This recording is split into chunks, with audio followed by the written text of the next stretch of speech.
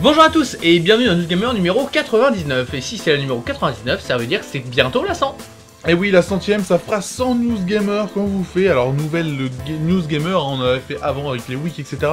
Mais vraiment 100 Newsgamer avec des plateaux et tout. Vraiment un chiffre hallucinant. Même si on a changé, on a évolué depuis, oui, c'est vrai, hein, on a un petit peu bougé, tout ça, le plateau a un petit peu changé, vous avez suivi l'évolution, et Newsgamer est amené aussi à évoluer dans les années. On vous dit pas qu'on fera un truc spécial pour la 100ème, parce que c'est pas facile à mettre en place et tout ça, on va essayer, mais on vous promet rien. Mais avant la 100ème, il y a la numéro 99, à regarder tout de suite. Dans cette Newsgamer, vous aurez des vidéos pour The Witcher 3, Thief et bien entendu GTA Online. Cette semaine, on ne pas retenir, nous vous parlerons de Crystal Dynamics, de Call of Duty Ghost et de Dying Light. On passera au crible Splinter Cell Blacklist, le retour de Sam Fisher. Et on passera aussi au crible Kick-Ass 2, le retour des super-héros autodidactes. On se quittera avec Hugh Jackman. Le financement participatif, c'est un peu à la mode, mais il faut dire que ça marche. Et oui, puisque le JRPG Project Phoenix vient d'atteindre 100 000 $ en seulement 9 heures. Alors aujourd'hui, ils sont à 500 000 $, c'était durant la semaine. C'est un chiffre assez hallucinant, ça veut dire que les joueurs financent un JRPG. Déjà, un JRPG, souvent, c'est pas très connu et tout. Là, vraiment, Kickstarter va lancer ce RPG, ça fait plaisir. Alors, dans l'équipe de développement, même si c'est indépendant, il y a des gens qui ont travaillé sur Metal Gear Solid 5, L.A. Noire, Deus Ex, enfin plein de jeux connus, Diablo 3, etc. Vraiment, ça va se faire un jeu normalement ultime. Et si jamais vous avez raté l'immanquable, c'est-à-dire le trailer de GTA Online, on le retrouve tout de suite. C'est sans surprise que nous avons appris cette semaine l'arrivée prochaine de Football Manager 2014 sur PC. Le jeu de gestion footballistique le plus réputé reviendra pour le plus grand bonheur des amateurs avec en prime quelques nouveautés, notamment au niveau des transferts. Il sera ainsi possible d'acheter un joueur contre de l'argent, plus l'un de ses propres joueurs. Le jeu arrivera d'ici la fin d'année. Yours is the glory, the game, and everything that's in it. And what's more, The Witcher 3 sera sûrement l'un des plus beaux jeux du lancement de la prochaine génération de consoles. En effet, après une vidéo de gameplay somptueuse à l'E3 dernier, CD Projekt nous a montré cette semaine une cinématique. Que dire à part apprécier le spectacle?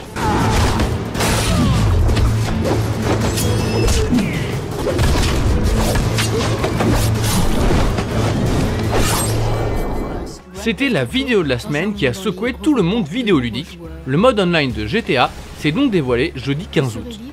En fait, je devrais dire le nouveau MMO de Rockstar vient de se dévoiler, car GTA Online est bien plus qu'un simple mode multijoueur, c'est une entité à part entière qui sera sûrement à terme disponible seule. Vous aurez donc toute la liberté que l'on peut imaginer à un GTA, transposé dans un monde multijoueur persistant. Vous pourrez jouer à GTA V à partir du 17 septembre et à GTA Online à partir du 1er octobre sur PS3 et Xbox 360. À une multitude d'activités, structurées ou non.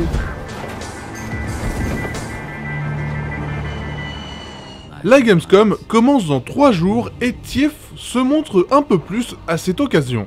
Dans le trailer, il est question d'une révolte des pauvres contre les riches. C'est vraiment très joli et très bien monté. Thief sortira le 28 février 2014. And powerful. This city will not die with the old and the poor holding it back. Le cinéma qui décide de changer la fin d'un film pour prendre position, c'est assez rare pour être souligné.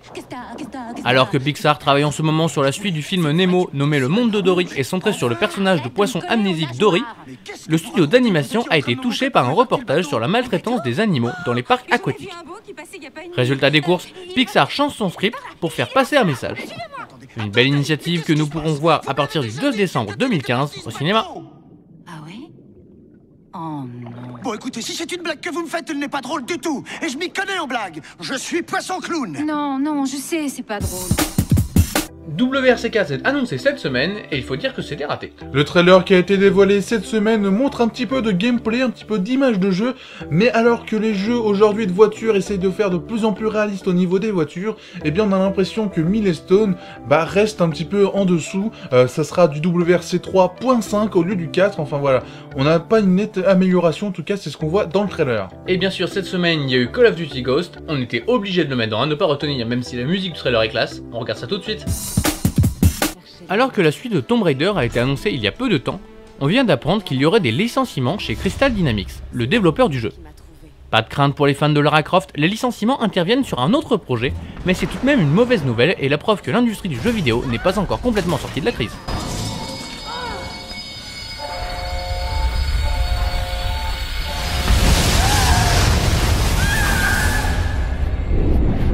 Mercredi dernier, Activision a présenté le multijoueur de Call of Duty Ghost avec un trailer explosif. Celui-ci montre que le jeu a eu quelques améliorations comme par exemple l'ajout de quelques décors destructibles et le fait de pouvoir glisser. Le problème, c'est que ça part d'une bonne intention, mais est-ce que ça sera bien utilisé? En aucun cas, il suffit de voir la fin du trailer pour comprendre que la rage sera en vous. Le gros problème, c'est que le multijoueur sera encore du vu et revu avec je tire, je meurs, je tire, je meurs. Le renouvellement du FPS n'est pas encore arrivé.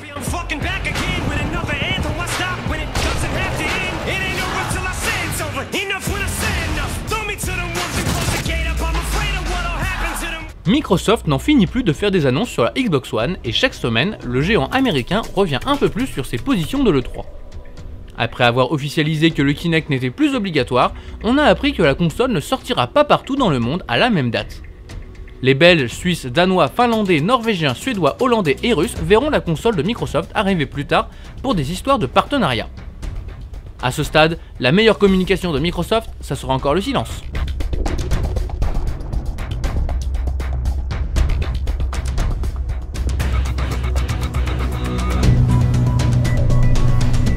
Dying Light est le nouveau jeu de Techland, cette fois-ci édité par Warner Bros. Pour ceux qui ne savent pas, Dying Light est un jeu de zombies et Techland le studio créateur de Dead Island. Malheureusement, la vidéo de gameplay qui a été donnée cette semaine pour Dying Light est loin de réjouir. C'est joli, il y a de l'idée, mais le gameplay reste exactement le même que celui de Dead Island. Il y a des améliorations par-ci, par-là, comme le fait de pouvoir monter sur les murs, mais rien de bien transcendant. Bon, c'est tiré d'une version pré-alpha, mais pour l'instant, l'impression est mauvaise.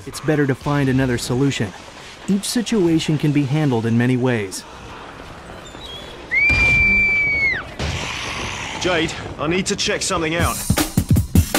On a galéré pendant tout l'été pour vous trouver des trucs potables à vous passer au crible et cette semaine on en déborde, on a réussi à choisir quand même Splinter Cell Blacklist et Kick-Ass 2. Et oui, c'est vrai qu'au niveau du cinéma, il y avait Steve Jobs, le film sur Steve Jobs, qui était quand même un film assez attendu. Bon, on a décidé de choisir l'autre film, et pour les jeux vidéo, on a eu Saints Row 4, on a XCOM, enfin voilà, beaucoup de jeux aussi cette semaine, mais on a décidé de prendre Splinter Cell. On regarde ça tout de suite.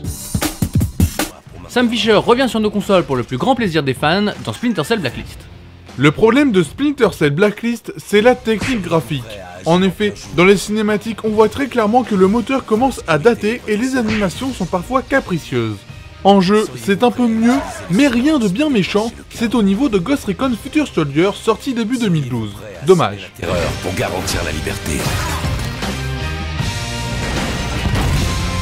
Il n'y a qu'une seule façon de stopper cette menace. Au niveau du gameplay, vous aurez le choix. Soit vous vous sentez expert en infiltration et là pas de soucis, les coins à l'ombre seront vos alliés, soit vous vous sentez expert en destruction et là ce sont les balles qui seront vos alliés. Le jeu ne vous impose rien pour laisser le joueur libre dans son gameplay.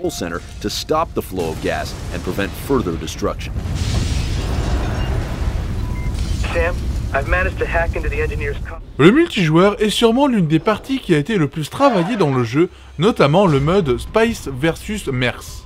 Il est question de jouer à la fois à la première personne et à la troisième personne. Les Spice se jouent à la troisième personne comme avec Sam Fisher et les Mers à la première personne de façon à tuer tout le monde. C'est un véritable atout, c'est très fun pour jouer entre deux chapitres d'histoire. Splinter Cell Blacklist est donc un jeu bien fait qui mérite la note de 4 vaches sur 5.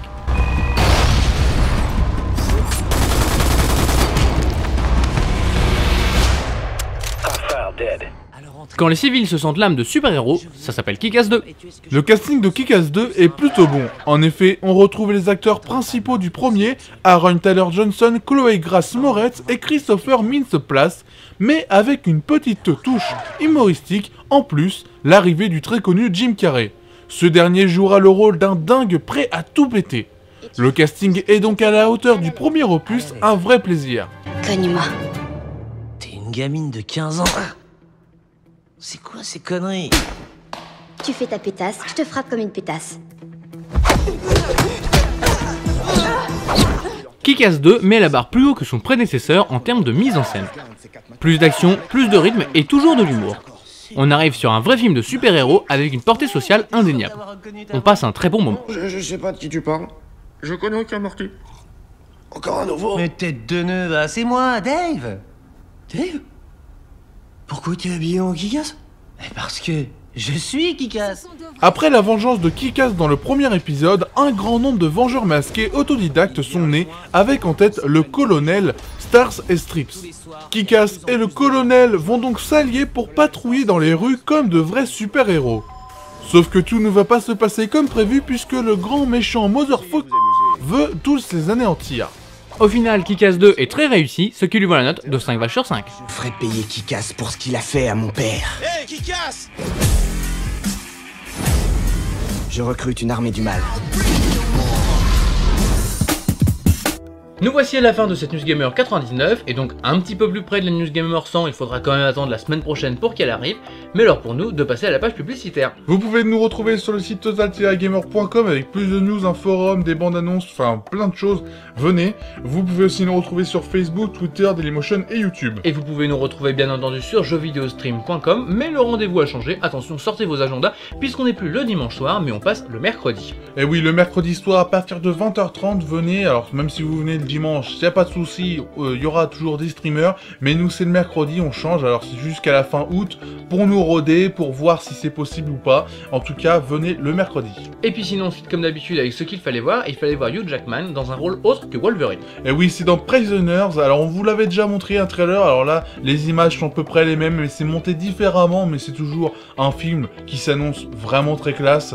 Il y a eu un Oscar de l'actrice féminine secondaire, enfin voilà, un film qui est vraiment très bon, qui s'annonce très bon, avec un Hugh Jackman en version dark, enfin vraiment un film que j'attends, moi personnellement. C'est un film un peu noir, il n'y a pas trop d'action comparé aux vidéos qu'on d'habitude là, voilà, c'est un petit peu plus psychologique, mais c'est très fin, c'est très bien fait. On espère que vous avez apprécié cette News Gamer, on espère vous retrouver la semaine prochaine. Salut. Joyeux Thanksgiving. Joyeux Thanksgiving. Pour l'amour du ciel, quelle est, entre donc. Quoi? Il chante vraiment sous la douche. C'est pas vrai ça. C'est vrai. Maman, je peux aller chez nous avec Joy? Tu mets ton bonnet, tu viens juste d'avoir un rhume.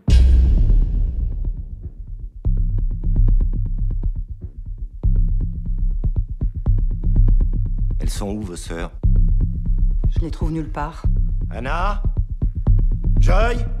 J'ai fouillé toute la maison, elles sont pas là. Papa, il y avait un camping-car et elle jouait à côté. Et il y avait quelqu'un dedans. Je les ai pas trouvés! Je suis l'inspecteur Loki. Vous avez des enfants, inspecteur? Je vais retrouver vos filles. Les mains en l'air tout de suite! Allez! T'as caché ces gamines quelque part, Alex? Je sais que t'as caché ces gamines. Il reste en garde à vue jusqu'à ce qu'on retrouve ma fille, hein? La garde à vue de 48 heures se termine demain, sauf si on l'inculpe. Eh bien, inculpez-le de quelque chose. Ce garçon n'a jamais causé le moins de problèmes de toute sa vie. Aucune trace dans ce truc. J'ai fouillé la forêt près de l'aire de repos. La police a dit qu'elle le relâchait aujourd'hui. Qu'est-ce que t'en as fait? Dis-le-moi! Ah! Non, non, non! Ça fait 6 jours, et chaque matin, elle doit se demander pourquoi je suis pas là. Tu nous avais dit que tu pouvais nous protéger de tout. Pourquoi vous ne cherchez pas ma fille? Alex,